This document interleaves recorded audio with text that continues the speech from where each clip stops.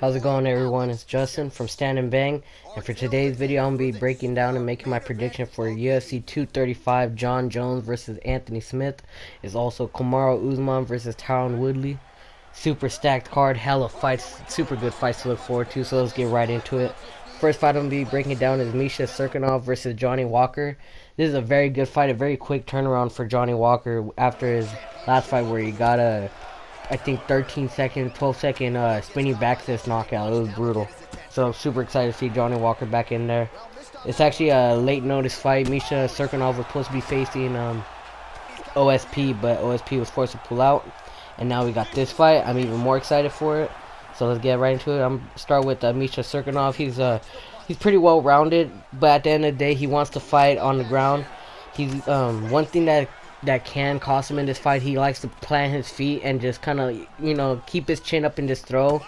You saw that against when he fought Sam Alvey, and then when he fought Volkan Ozdemir, he just gets caught with like some little shots and he goes to sleep. Even though the one by Sam Alvey wasn't a little shot, his chin seems to be not the greatest, and his chin's definitely going to be tested against Johnny Walker.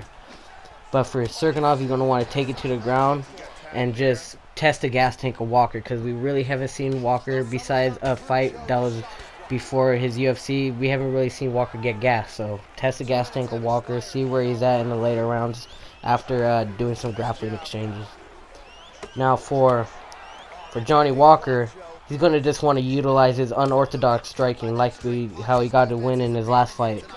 Just utilize his unorthodox striking, because in his last fight, his first strike he threw was a hook kick and a spinning back kick. Like, that's how confident his striking is. That this man, first thing he throws is a hook kick to a spinning back kick. That's just showing you that he is super confident with his striking. He's really big for this weight class too. He's huge for a light heavyweight. That's why I want to see him fight Jon Jones eventually if he keeps winning. But let's not get too ahead of ourselves. Johnny Walker has amazing clinch. You can see when he fought Khalil Roundtree, he destroyed Khalil with a brutal elbow in the clinch. So gonna be looking for that. He's gonna want to utilize his clinch strikes, because Misha Cirkunov is not the best in clinch, so those shots will be open. And just defend the takedowns, because I'm pretty sure that's where Cirkunov is going to try to take the fight.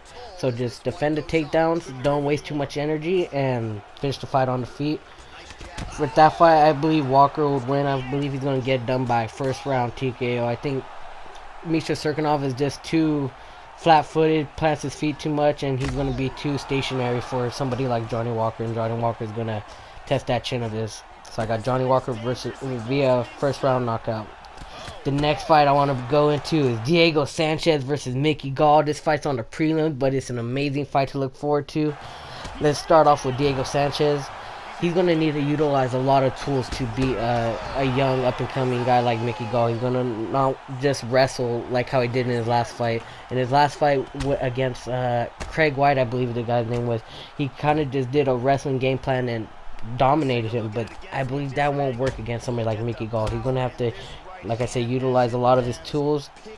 He's going to have to make it a dogfight. He can't just kind of, do a little point fighting thing. He's going to make it a dogfight, and he's going to, if he does get it to the ground, he's going to, might have a advantage on top, but if it gets into grappling exchanges, and I think that's where Mickey Gall is going to do his best. So Diego Sanchez can take it to the ground, and he can do some good work with it, but it's a little dangerous with the skills and BJJ of Mickey Gall. So I don't encourage it, but I can see Diego Sanchez going for the takedown.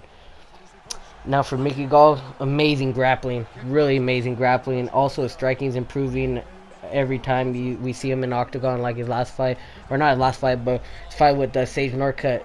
You know what I mean? His striking is improving. Going into that fight, Northcutt was the best striker. I mean, not the best striker, but the better striker of them two. And Mickey Gall dropped Northcutt. So Mickey Gall's striking is always improving, and amazing BJJ if it goes to the ground. And that's where I think he's going to want this fight. I think eventually he's going to want this fight to the ground. He's going to look for submission. He's going to look for the back of Diego Sanchez. Now, Diego Sanchez might have good enough takedown defense for a first couple rounds, or maybe the first round, but I think eventually, if Mickey Gall keeps going for a takedown, he will get Diego Sanchez down, and I see him getting the submission locked up if if Mickey Gall does get the position. So I got Mickey Gall via second round submission. That's a really bold prediction to say, you know, Diego Sanchez game tapped out, but I think Mickey Gall is just the youth, the size. He's really bigger. That's one thing I forgot to mention. He's really bigger than Diego Sanchez.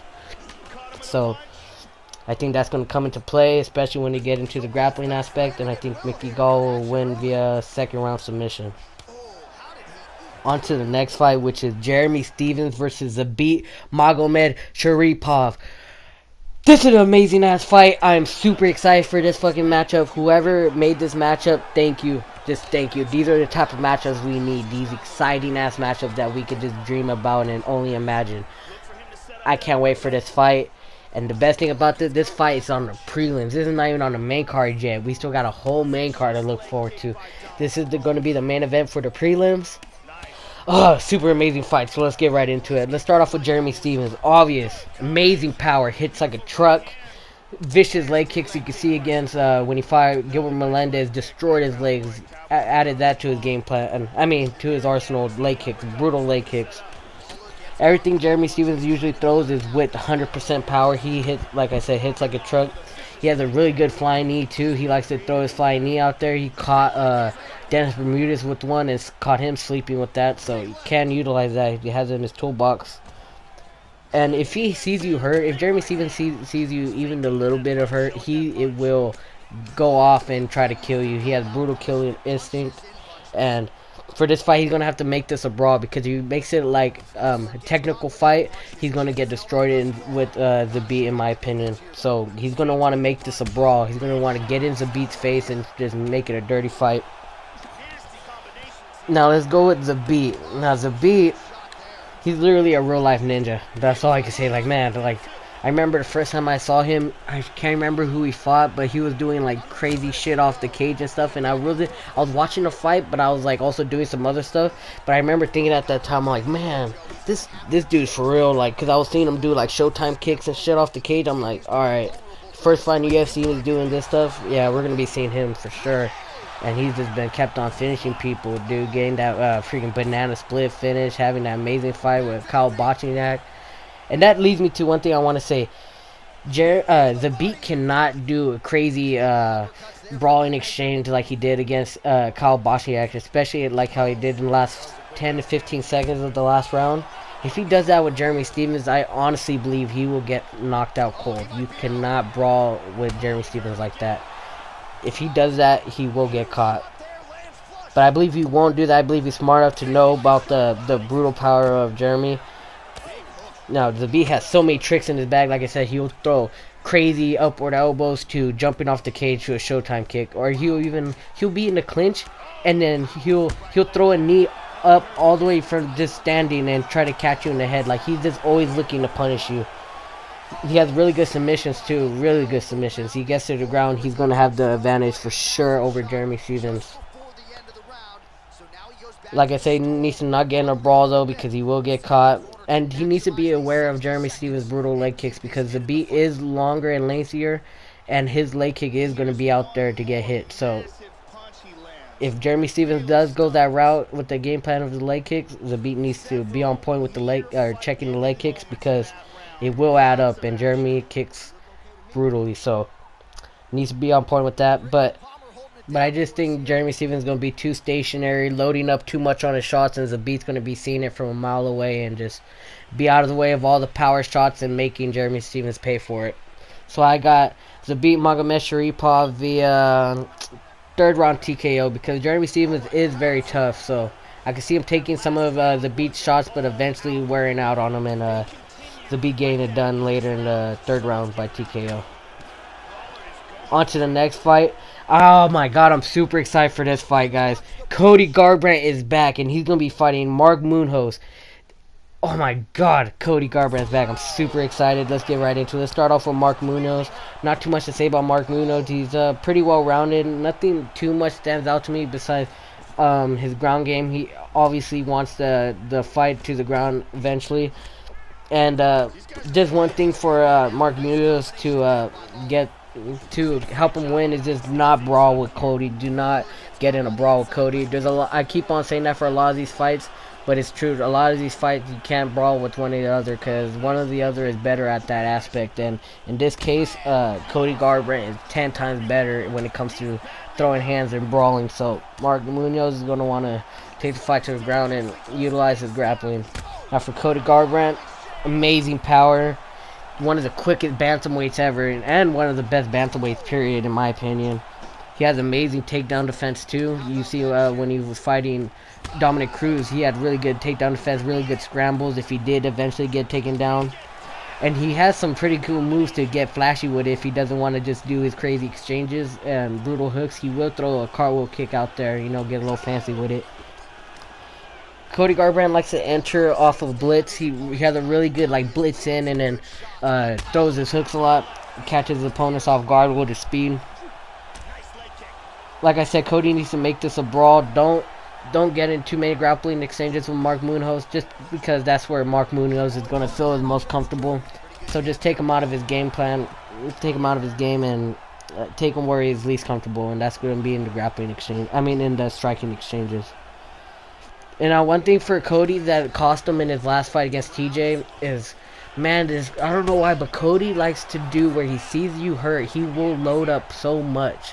And that costed him so bad against TJ Dillashaw when he like barely dropped TJ with like a hook, and it seemed more like an off balance, but he saw TJ like fall and he just went out guns blazing, loading up so much on his right hand, and he gets caught because he's loading up so much. And that almost not costed him, but he did the same thing in the Thomas Almeida fight, where you see, if you watch the finish, he had Thomas Almeida hurt, and when he saw Almeida hurt against the cage, he loaded up so much on the right hand. Now the right hand landed and knocked Almeida out, but the thing is how much he loaded up on it. And now I don't think that's going to cost him against Munoz, because Munoz is not one of those brutal strikers. But that's one thing that Cody Garbrandt needs to fix in his game plans. Just don't load up as much, because he has the speed for it, so he doesn't need to load up as much as he does. So this needs to be relaxed. Be like the Cody Garbrandt that beat Dominic Cruz. Super relaxed, not really loading up at all. Just letting the shots come when the opportunities are presenting themselves. With that being said, I got Cody Garbrandt via first round knockout. I think this is a perfect fight for Cody Garbrandt to get back in the win column, get his confidence back. Very good fight. I see Cody Garbrandt getting it done though. Very quick too. First round knockout. On to the next fight. This is going to be the fight before the co-main event of the evening. Robbie Lawler versus Ben Askren. This is going to be Ben Askren's first fight in the UFC. I'm super excited for this. This is a grappler versus striker matchup for sure. I'm super excited for this, so let's get right into it. Let's start off with Robbie Lawler. He's coming off a knee injury in his last fight against RDA. He didn't have the best performance in that fight, and then we find out late after the fight that he had a knee injury, so that kind of explains it, because he just didn't seem his same killer self. What can you say about Robbie Lawler? One of the best brawlers in UFC history. Literally one of the best strikers, one of the best knockout artists in UFC history, period. He has an amazing straight left. That straight left has destroyed so many people. Just ask Roy McDonald's nose, you know what I mean? That straight left is a beast. And Robbie has one of the best chins in the UFC history, man. Super durable. Like his own words, I'm going to keep coming and I'm going to knock you out. So if you don't knock him out cold, bruh, he's going to keep coming looking for a way to win. Super durable. And now, Robbie Lawler is going to obviously need to be on point with his takedown defense. He always had amazing takedown defense. You look back at his fights, always did really well with the takedown, defending the takedowns. But it might be a little bit different. Obviously, he defended the takedowns of Roy McDonald, who's an amazing wrestler, but just not the caliber of Ben Askren. Now, whether he's going to be able to stop the takedowns of Ben Askren, I don't know. That's going to be a mystery. That's what we're going to have to look forward to and see. But if he does defend the takedowns, Robbie's going to want to get away from the clinch if it's in the clinch right away. Don't just stay there, kind of try to catch your breath or anything, because that's where Ben Askren is still going to be looking for takedowns, trips, anything. So don't do that. Robbie's going to want to break the clinch as soon as possible and make Askren pay with punches and elbows. And that leads me to my prediction, guys. I'm gonna make a bold prediction. I got Robbie Lawler via first round TKO. I'm making that prediction due to the fact that every fight starts on the feet, and the striking advantage of Robbie Lawler is going to be too much for Ben Askren. I believe Robbie Lawler is going to test that chin of Askren and put him out and give Askren his first loss.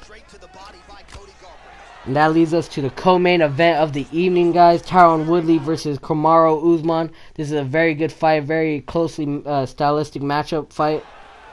Super excited for this, so let's get right into it. Let's start off with Tyron Woodley. Obviously, amazing power. He's been an amazing champion as well, defending his bout against absolute killers. He's super jacked. Dude, Tyron Woodley is one of the most jacked fighters, period, in the UFC. God damn, his body is no homo, but his body is fucking something else, dog. Him and, like, Romero are fucking the most jacked people. He has a brutal right hand. His right hand is an absolute missile, dude. The way he dropped that right hand on so many people, Robbie Lawler, freaking Wonder Boy to Darren Till, Josh Koscheck, that right hand is a bomb. If Usman gets hit with that right hand, I don't know, dude. I don't think anybody could take that right hand, really. The only person I was able to take that right hand was, only thing I could think off the top of my head was Kelvin Gastelum. And, Tyron Woodley has amazing leg kicks, man. He has brutal leg kicks, and he doesn't utilize them as much as I think he should. But the times he does throw them, what happens? He drops his opponents. When he threw it against Wonder Boy in the first fight, what happened? Took the legs out of Wonder Boy and dropped him to the ground for a second. And then when he threw it against not Josh Koscheck, Carlos Condit, what happened? He blew the knee out of Carlos Condit. So he obviously has brutal leg kicks. He's going to want to utilize that in this fight. Obviously utilize his right hand. And one thing to keep Usman thinking is Tyron Woodley just got promoted to his BJJ black belt. So that's going to be something in the back of Usman's mind for sure. Tyron Woodley is going to definitely be aware, needs to be aware of Usman's takedowns. Usman loves to go for the takedown eventually, so Tyron Woodley needs to be on point with his takedown defense and be aware that Usman's eventually going to be going for the takedown. Tyron Woodley needs to know that everything Usman's going to be setting up is to set up a takedown eventually. And in my opinion, I think Tyron Woodley is definitely going to have a really big speed advantage. So that's where I think Tyron Woodley is going to have his best moments, is when they come into exchanges. His speed advantage is going to come into play. Now let's talk about Usman's tools and keys to victory. Obviously, Usman has amazing wrestling, NCAA Division II wrestling. He has really good power. He has a brutal right hand as well, but he hasn't been using it too much. Like, in his most recent fights, I wouldn't say he's been playing it safe, but he's just been playing it smart, going back to his roots and utilizing his wrestling very well. But in his earlier UFC fights, we've seen him putting people down with that right hand, so he does have a piston of a right hand to look out for. And if Kamaru Usman does get the fight to the ground, which I believe he might, definitely not the first takedown attempt, but if he does get it eventually to the ground, Usman's going to want to wear on the gas tank of Woodley, because Woodley's obviously super jacked, super muscular, and all those muscles take a lot of oxygen. So wear out Tyron Woodley and fill his arms with lactic acid, and he won't have the same pop and power in his punches. So if Usman does get it to the ground, he's going to want to gas out and work the gas tank of Tyron Woodley. And one thing that Usman needs to look out for if it goes to the later rounds is one thing I especially noticed in Usman's last fight against RDA. When he went to the later rounds, like the 4th and 5th round, Usman seemed to get a little sluggish when he would go for the entry to the clinch against the cage. He would like get a little sluggish with it. And if he does that against Woodley, man, Woodley will make him pay. Can't do that. Cannot be sluggish. He needs to be on point. Can't be no 30%. He needs to be 100% on this fight for sure. And that leads me to my prediction, guys. This is a very tough fight to predict. Very close fight, but I got Tyron Woodley via decision. I think Tyron Woodley is his wrestling defense is gonna be on point, and he's gonna outstrike Usman and take it to a decision. Probably by unanimous decision, pretty dominantly. And that leads me to the main event of the evening, guys. I'm so excited for this matchup. We got Anthony Smith versus Jon Jones. Oh my god, I'm super excited for this fight. Let's start off with Anthony Smith. I've been watching Smith since his first fight in the UFC, man, so I am so happy to see where he has gone. He's had so many ups and downs, and he's still fighting hard, and look where he's at, fighting the best fighter ever in the world of all time for a title fight. It's just amazing. I did not see this coming a year ago, but I'm super happy for Anthony Smith. Let's break down his keys to victory and his perks. He obviously has amazing killer instinct, amazing power. If he sees you hurt, he will go for the kill. He has amazing killer instinct. You do not want to show any sign that you're hurt against him.